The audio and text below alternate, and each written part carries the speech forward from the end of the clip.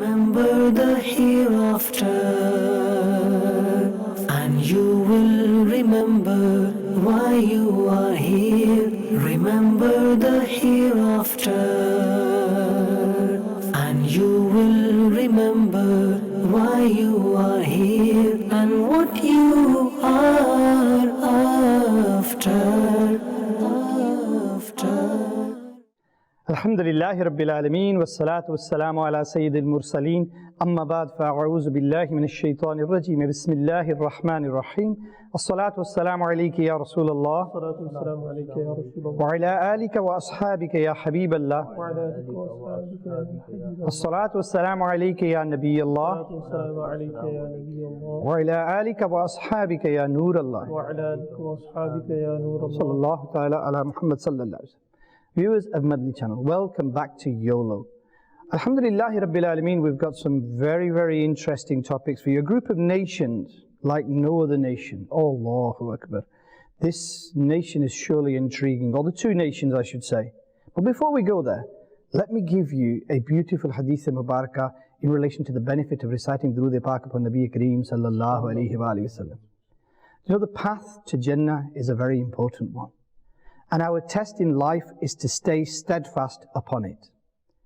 Listen to this beautiful hadith mubarakah, and it will give you a very important Madani pearl in relation to steadfastness on that path. Nabi Kareem sallallahu alayhi wa sallam is narrated to have said that the one who forgets to recite Durood Pak upon me forgets the road to Jannah. Sallu ala al-Habib sallallahu ta'ala ala Muhammad sallallahu alayhi wa sallam. The topic of today is truly an amazing one and a very intriguing one. In the last episode, viewers of Madani Channel, Alhamdulillah Rabbil Alameen, Shiraz Bhai took us upon this journey that Hazrat Zulkarnain radiallahu ta'ala left on, and he then came upon a nation, or nations should I say, who were very different. Now they are there between these two mountain passes waiting for a certain day, and that's where we left it, and that's inshallah where we're going to continue. Sallu ala al-Habib sallallahu ta'ala ala Muhammad sallallahu alayhi wa sallam. Remember the hereafter, and you will remember why you are here and what you are after. Now we heard from our scholars that Hazrat Isa alayhi salam will unite the Muslims, and with the great Hazrat Imam Mahdi radiallahu ta'ala, Sayyidina Isa alayhi salam will defeat the Dajjal. And then when the Muslims are coming together, there will be an announcement that a nation or a creation has been let loose on the people. And Hazrat Isa alayhi salam will be given certain directions. And these nations are the nations of Yajooj and Majooj. Who are they? What are they? We discussed that a couple of weeks ago. These are very savage, primitive people who are just hell-bent on destruction and corruption and everything else. And Allah Azza wa Jal has protected by the hands of Hazrat Zulkarnain radiallahu ta'ala the world from these. But one of the major signs of the Day of Judgment is that they will be released. And that's where we were. And it's a very interesting, intriguing, but at the same time a very terrifying account of who these people are and what they're going to do. I'm going to come to Shiraz Bhai first. So Shiraz Bhai, we left it there. We learnt the history and what the glorious Quran says about these two primitive, savage nations, Yajooj and Majooj, and you gave us some descriptions of them and who they were and what they did. Now we're moving forward we went back in time, now we're going to forward in time. Hazrat Sayyidina Isa alayhi salam is told about the release of these people from their imprisonment. What then happens? So, now at that time, because of the wars and everything, the disaster of the Dajjal that took place, the corruption, the fitna, so it seems as if you look at the narrations, that it's an immediate step. So as soon as the Dajjal is killed by Isa alayhi salam, it seems as if straight away Allah Azza wa Jalla commands him to take all the Muslims that are present and take them to the Mount of Sinai, the Mount of Tur, because now there will be such a tribe that will be released, or two tribes, that no one has the strength to overpower them except Allah Azza wa Jal. So He will take all the Muslims onto this mountain, and they will stay there. There's one other kind of thing that was mentioned by some scholars, which say that Yajooj and Majooj are encaged and imprisoned between two mountain passes, and then the wall that Hazrat Zulkarnain radiallahu ta'ala built. And it begs the simple question that why can't they just climb up the mountains? And there was some suggestion that they can't climb mountains because when they get to a certain altitude, because these are high altitude, you mentioned it last time, when they get to high altitude they can't survive, so that they can't climb mountains, because there are mountains there, but they can't get to the top of them and get over the top. And then there's mention of a mountain here for safety. So is there some mention by the scholars? Basically, now we haven't mentioned this, but the Yajooj and Majooj, the scholars have mentioned that they will say, Inshallah, we will break this wall tomorrow. So now when they come back the next morning, the wall is as it was when they left it. Normally it wasn't like this, it would get rebuilt. So when they come back, then they are able to take down the rest of the wall. That was the power of saying Inshallah. Isa Islam, they will shift onto this mountain, Muslims together, and they will spend a lot of time on this mountain. Now on the other side of the globe, or in the middle center, wherever the Yajooj and Majooj are, we discussed last episode, they will now, وَهُمْ مِنْ كُلِّ هَدَبٍ يَنْسِلُونَ, they will descend from all heights. One question that was in my mind was, they are imprisoned in this area, but obviously over the thousands of years their population must be increasing. So I assume by the will of Allah Azza wa Jal, the space they have is kind of allowing them to increase, because when they come, they will outnumber the human beings on the earth. Yeah, where they are, they have a lot of land where they are, but they locked away. And when they come out, it's mentioned they will go first, one group, there will be two, the Yajooj and the Majooj. One group will go to the river, they will overtake that, and they will finish all the water there. This group are so thirsty or so huge that they will finish it completely? It's not even just thirsty, they're scavengers. And savages, barbarians. They'll go there, they'll just drink how they will do it, I don't understand. But they will just, drink everything, and they still won't be quenched. They'll eat almost anything they want. They will eat anything as well, and they will destroy everything in their path. I think you mentioned that, say you've got a tree, and it's got fruit on it. They won't pluck the fruit, they'll cut the tree down. They'll cut the tree down. Or just, bring it to the ground. And this is how savage they are. Yeah, so they'll take, and it's not even, the problem was with this tribe was that they wouldn't leave anything behind for anyone else. So they didn't have what we call community cohesion. They didn't care about the neighbors, neighboring tribes, neighboring areas. They just take everything for themselves.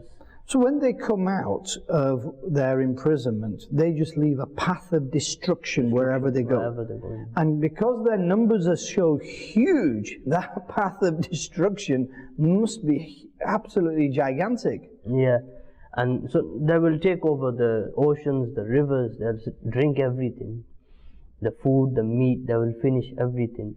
Just coming back to that then, I mean, basically, Hazrat Sayyidina Isa alayhi salam receives the revelation. He then takes the Muslims into the mountain, or mountains, and then they stay there. Yajooj and Majooj can't go up there, so they then absolutely wreak havoc on the earth with the rest of the population. We've talked about them drinking the water, and the example is just the one river, but that is what they'll apparently do with everything else. We're talking about crops, they will destroy crops. We're talking about fruits, and they'll kill cattle, they'll kill everything in their way and destroy it and eat it and whatever. That's what they're going to do. They're going to be destroying everything, causing complete chaos in the land, like they did many years ago. So Isa alayhi salam will perform dua to Allah, Ya Allah, punish these people, get rid of these people. And meanwhile, the Yajooj and the Majooj, they would come back together. Now they've roamed the entire earth, they've took everything over, destroyed everything they can. And they've said, okay, now this is interesting. They said, look, we've killed everything in the earth. Let's go towards the heavens and kill everything in the heaven. So, now that itself is a big statement. That itself is a big statement. And what they will do is mention they will fire an arrow on a cloudy day, and the arrow will fly in the sky, and it hits some sort of bird or some sort of creature that's in the sky.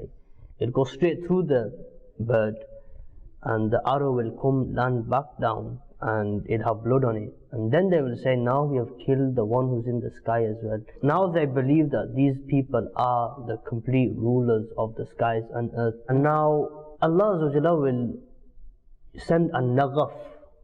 This is crazy, He'll send a naghaf.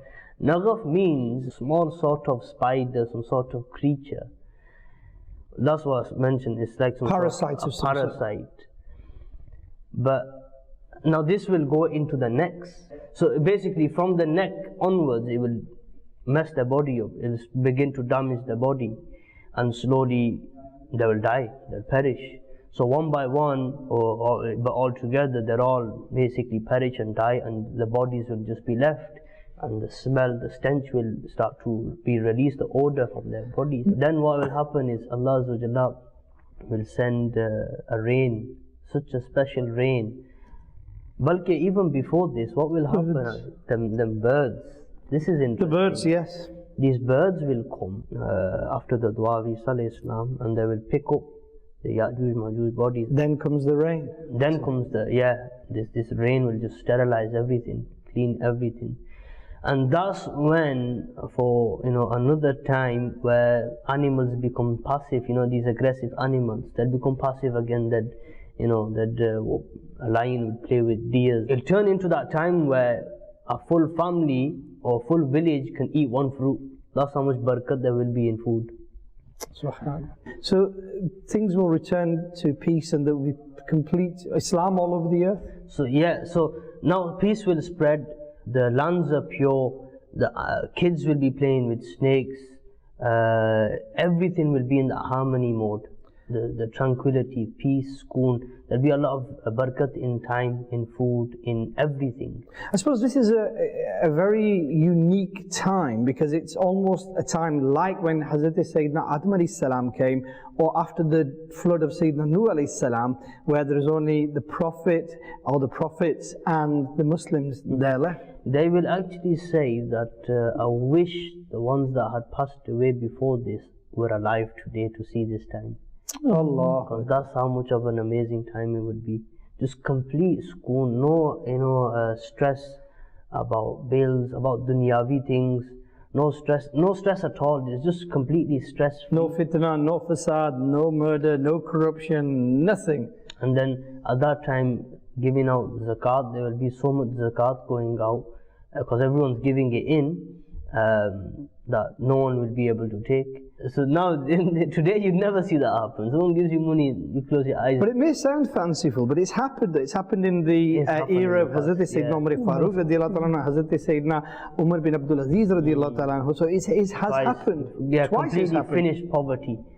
There was nobody poor. Yeah, no one was poor. People were walking around for months and months and months with zakat, with nobody, and people wouldn't take it as well. I mean, today, the society, even if they're a millionaire, you go give him zakat, then he'll probably take it. Yeah. But in that time, even the person who was just above the zakat line would say, no, I'm above it. No, I don't know. Like you mentioned earlier, it's the pious people that are in charge of that time. Allah. So, when we look at that time as well, even, we've got prophets, alayhi salam, we've got the pious bondsmen of Allah, and I was listening to Shaykh Tariqat Amir al-Sunnat, where he mentioned, they asked the question, how many Ghawse Azams have there been?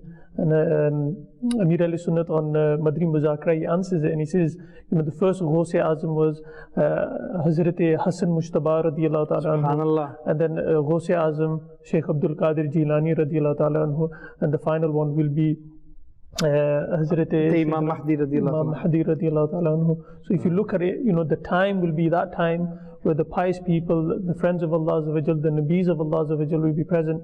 So, why won't people get their true share? The last thing I want to ask you, we're running over time, is Hazrat Sayyidina Isa alayhi salam then comes down, the Muslims start to settle down, Yajooj and Majooj are carried off by these birds and they're dumped somewhere, the earth is cleansed, and happiness and peace and tranquility and the beauty and the glory of Islam now rule the world. Will Hazrat Sayyidina Isa alayhi salam then visit Makkatul Mukarramah and Madinatul Munawwarah? He will get married. So Hazrat Isa alayhi salam, when he came the first time, he didn't get married, and he was raised into the heavens. He then descended in Damascus like we discussed before, and now he will marry. Will he have children? He will also have children, and then he will perform Hajj when he goes to Medina Sharif. So this is the Prophet ﷺ telling us that Isa alayhi salam after Hajj will come and visit me in Medina Sharif. So this, those that say we don't need to go there, this is a clear lesson for them. Isa alayhi salam is going to do it, and he will go there. And what is the most amazing, something that I always think about, is when he gets there, the Prophet ﷺ, he will actually, from his blessed tomb, he will speak to Isa alayhi salam. Allah, subhanallah. Isa alayhi salam, because the Prophet ﷺ is sunnat of the Prophet that he gives salam first. So the Prophet ﷺ will give Isa alayhi salam salam, and Isa alayhi salam will reply to that salam, and then they will have a short conversation outside the blessed golden gates.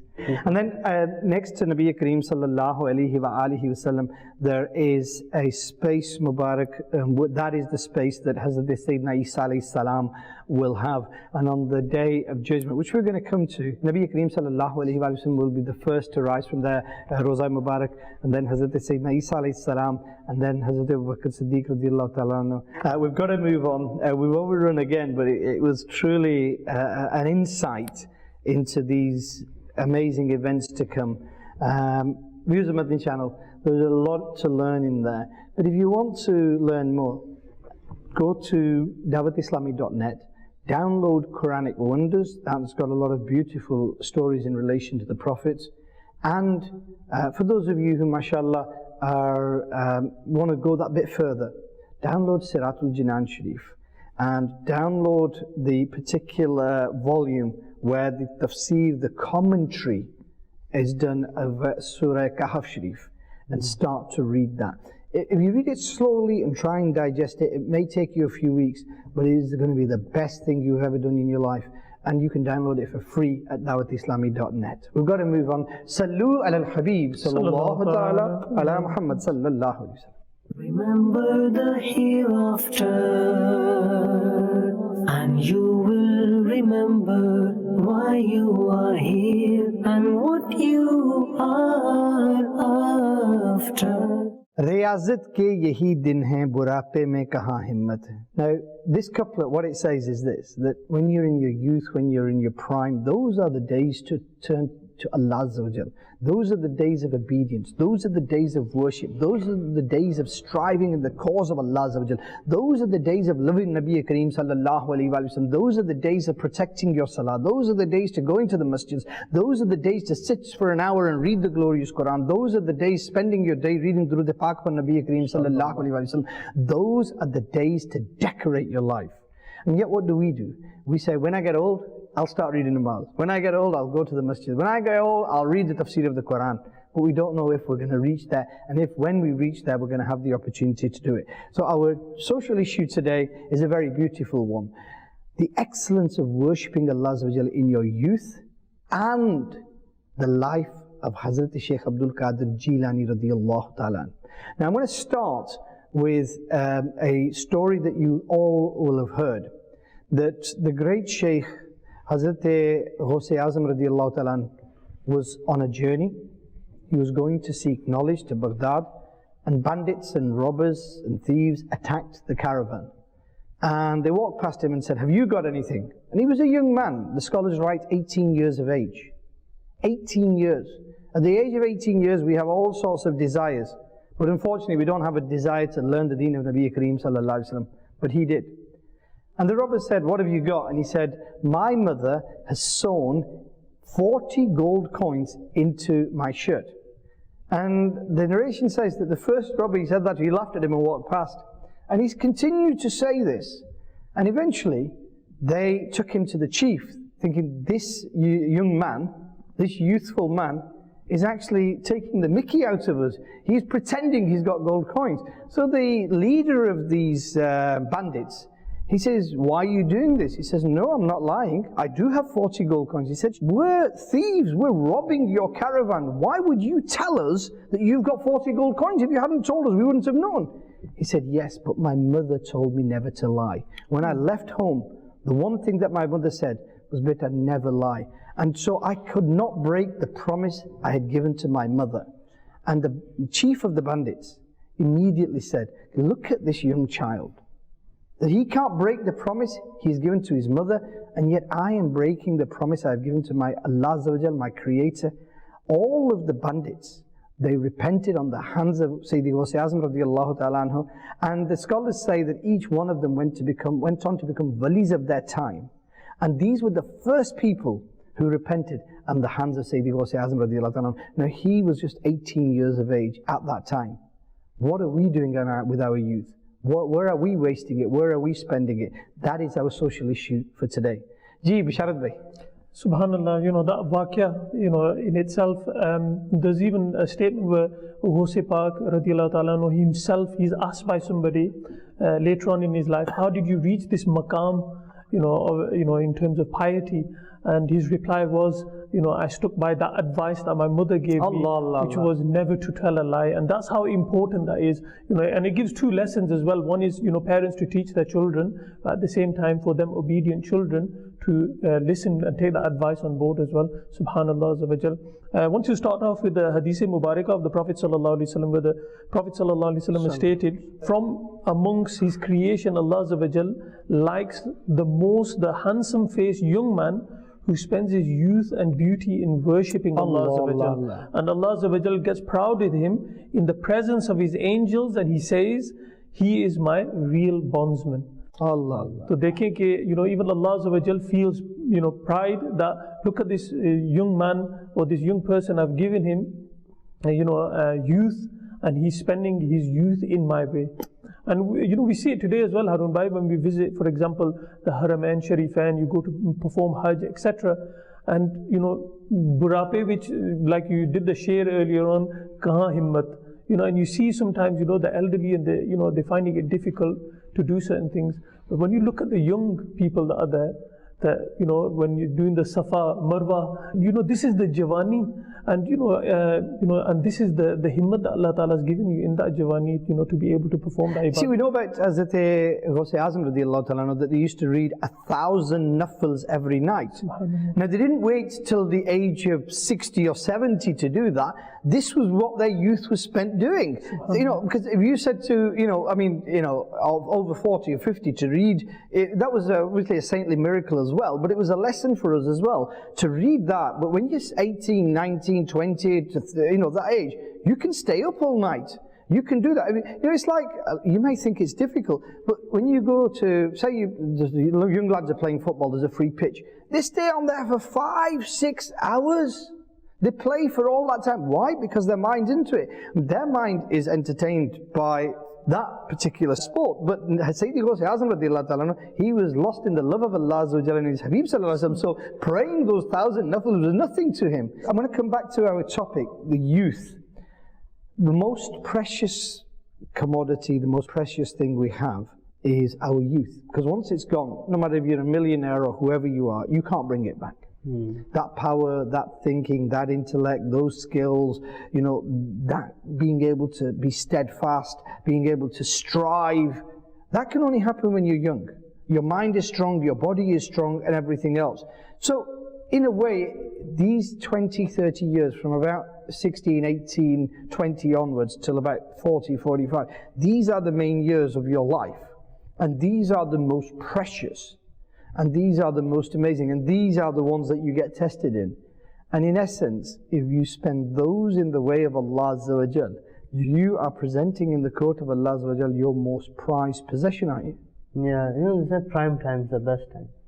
This mentality that when I grow up, that's when I'm going to perform Hajj and Umrah and read my namaz and keep a beard and hold a tasbih.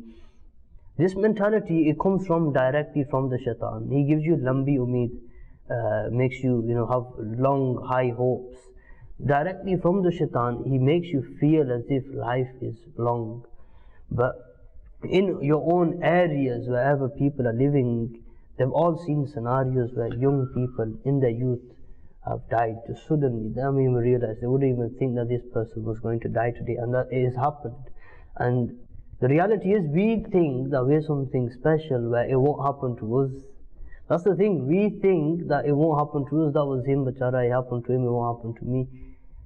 In the status of human, we're all equal. Death is written for all of us, and we don't know when it is. When you're in your prime and in your youth, the shaitan and the nafs produce all these desires, and your ruh is saying, no, these are all the desires, but your Rabb is calling you, your Creator is calling you. And that's the battle, isn't it? That who is, because we're here for a test, who is going to go towards this calling and who is going to go towards this calling. They're both calling. Every one of us is called by our nafs, by the shaitan, and by desires, and by our wills, and by our wishes. And at the same time, inside, our heart and our mind and our soul is telling us that we know when it's wrong. And we know that, this is the important thing. And you speak to a lot of brothers, youngsters especially, say, you should read. They say, they never deny it. They say, yeah, we should. But inshallah, we'll start one day. Before I come back to you, Bashar, I'm just going to quote a beautiful hadith mubarakah. Nabi Kareem sallallahu alayhi wa sallam said, on the day of judgment, a person will not be able to lift his foot until he is questioned about 5 things. 1, in which activities he spent his life. 2, in which activities one's youth was spent. That's very important, those 2 in that order. 3, from where he earned wealth. 4, where he spent it. And 5, to what extent he practiced upon the knowledge he had. And look at the beautiful way that is set out. In which activities he spent his life. Now, surely, when you're accounting for which activities you spent your life in, that must include the bit in the middle where you were young. But then Aka Kareem sallallahu alayhi wa alihi wasallam then emphasizes that by making it a second point, in which activities one's youth was spent. So this is so important, because this is the golden era of your life. These are the golden pages of your life, and you can write whatever you want. Now it's kind of your call. Do you want to write in there, I did text so many women, I did this, I watched so many movies, I did this, I did that? Or do you say, this was the time that Allah Azza wa Jal had given me all this, but I rejected everything for the sake of Allah Azza wa Jal? Just going on from that as well, I've got something else, but Qurban Jai on Shaykh Tariqat Amir Ahl Sunnat, who's brought us this environment of Dawat Islami. And thinking back, whilst you were speaking, I was thinking, all the Madani Kafilas that I've travelled on, and I've seen so many youngsters, giving weekend, the weekends, that's their free time, that's, their time to do what they want. The scholars that we've got today, they've sacrificed so much time, and this Mahol's given, that environment to be able to sacrifice that time. I just want you to talk about present day, where people talk about the 30 age being the new 20, the 40 age being the new 30, the 50 age being the new 40. And according to dictionaries, Amir Ahl Sunnat actually put this in his Fazani Sunnat in the Bab, Excellences of Hunger.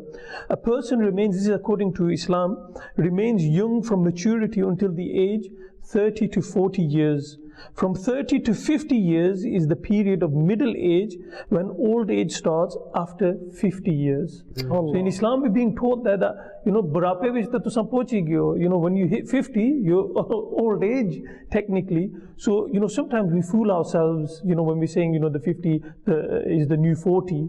Why pulling yourself back? Look at reality. And obviously this is the knowledge that we have to pass on to our younger generation. I suppose although our topic is that we're trying to kind of speak out to the youth and say, do not waste this time. Don't do what 99% of the world probably is doing, where they're attracted by the social media and everything else.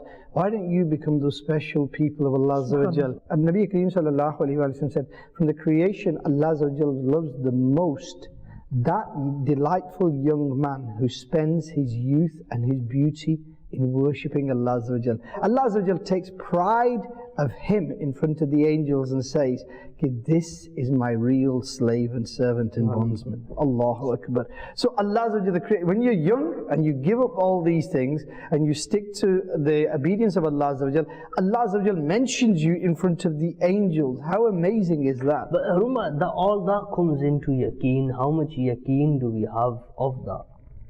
Listen, like me as a Muslim, me, you, all of us, we believe, Day of Judgment, the Qabr, Hashr, Jannat, Jahannam, Pul Sirat, all these things, we believe that they are haqq. But how conscious of this are we? How many times do we actually, when it's said that on the Day of Judgment you're going to have to answer for this? In our minds, we have been programmed, you could say, by the waswasa of shaitan that this is going to happen in another millennium. It's similar to death, isn't it? If we knew that, when death was going to occur, we'd make preparation for it. But we're of that, because we don't know, we know death is going to happen to us, but we'll continue in that negligent life. And unfortunately, sometimes death will come to you when it's, it's going to come unannounced, but it'll come to you when you least expect it. Like sometimes you'll find people, recently I went to a funeral and the person was saying, although the person was of a certain age, they were fit, they were healthy, you would never have thought it, like you're saying that even though maut is bahak, but especially in the youth, when a young person passes away, it's more impactful. Not just to the family members, but to the outer public as well. Why? Unexpected, because it's more unexpected. This is something that the youth we have to turn towards, and we have to turn to the reality of it. But what would you say, both of you, to those youngsters who've got these attractions of the outside world? How can they battle them? I mean, a lot of youngsters will be sat there thinking, well, it's easy to say, but when your mates are calling you and they've got a night out planned, and what do you do? I mean, what advice would you give? Come to the environment of Dawat Islam. Subhanallah. This is, like you've got the masjid is a fortress, and it saves you from sins, etc. You'll go there, you offer your namaz. Now just imagine, Dawat Islami is taking you to this fortress week in, week out, and making it your abode and teaching you. And when you're in that environment, Alhamdulillah Azza wa Jal, you're gaining the benefits of understanding. Sorry to interrupt. What I would say, Harun Bhai, honestly, is, you're living whatever life you're living, driving fancy cars, selling drugs, whatever it is. But you might think that's the high life. And that's what they think, that, this is the life, I'm wearing these clothes, and 2,000, 3,000 pound jackets, whatnot. Even though in their homes the plaster's coming off the wall. But what I would say to that, Harun Bhai, is you do not know what you're missing. You think that life is the life, but you've never ever stood in the presence of your Creator in the middle of the night. And you do not know how that feels. You could be the biggest man in the block, but you do not know how it feels to stand in front of your Creator in the middle of the night when no one's looking, with sincerity. That is the true buzz. That's what I would say to that. And whoever's done that has never turned back from it. Sometimes what baffles me, and I'm not mentioning this so that you guys, and I tell the world that I go to masjid for Fajr, but sometimes when you're driving to the mosque in the morning, you've got our youngsters, Muslim youngsters, who are taking the dog for a walk in the park in the morning because they have to. They're taking the dog for a walk in the park, and yet the masjid is there. Your youth wasn't created. Allah didn't give you the strength and the power. And sometimes it's raining here, and these young men, they've got their t-shirts on, and they've got a cap, and they're just, roaming around with this dog, and you think, Ya Allah, these people, don't they realize what they're here for? I mean, walking for 2 hours with the dog is fine, but you can't walk, just to the masjid. I'm going to finish this section. I'm going to move on to the Madani Channel. We've only got a few minutes left.